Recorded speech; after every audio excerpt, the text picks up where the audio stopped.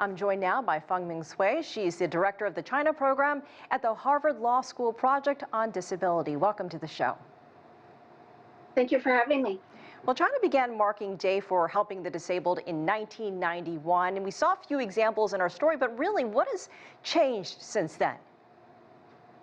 Okay, there are different ways to approach this question, and I can briefly mention two things. First, there have been some very important events in the past 31 years. On May 15th, in 1999, the first disabled law in China on the protection of people with disabilities entered into force right before the first day for helping the disabled. So the law was amended in 2008. And on August 31st, 2008, the UN Convention on the Rights of People with Disabilities, also called CRPD, became effective in China too. These monumental events themselves indicate the progress of legal protection for disability rights in China.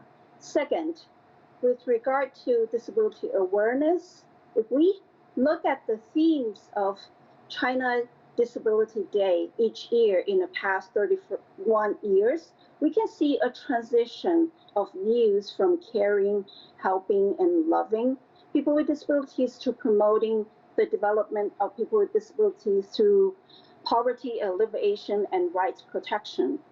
And this year's theme is promoting disability employment, protecting the rights of people with disabilities.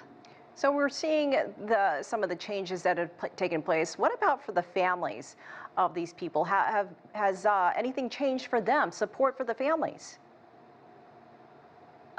Parents' organizations have been having huge development in China. So parents advocate for their children's rights, and they get support and from the policies, the country's policies, to support their children with disabilities, to provide a very uplifting and empowering family environment, and to help their children to get education, to get vocational trainings, and also to have employment opportunities. Yes, there are definitely progress in supporting families.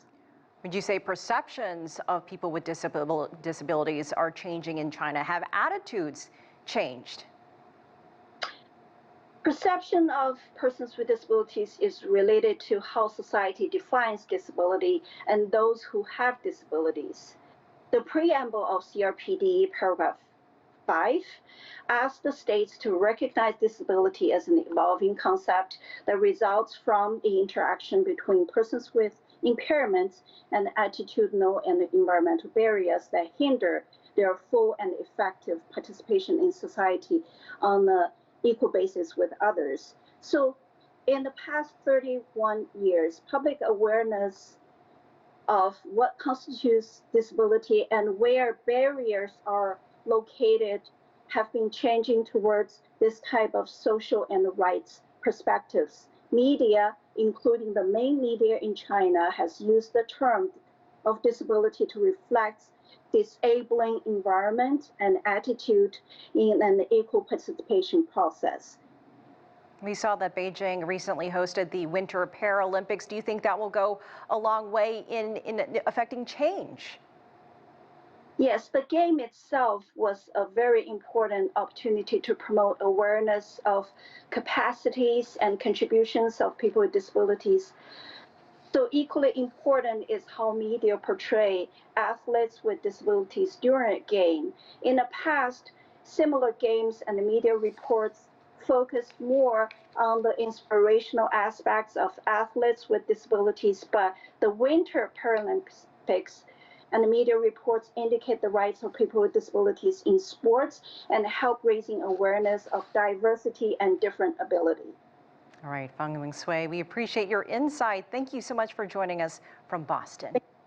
Thank you for having me.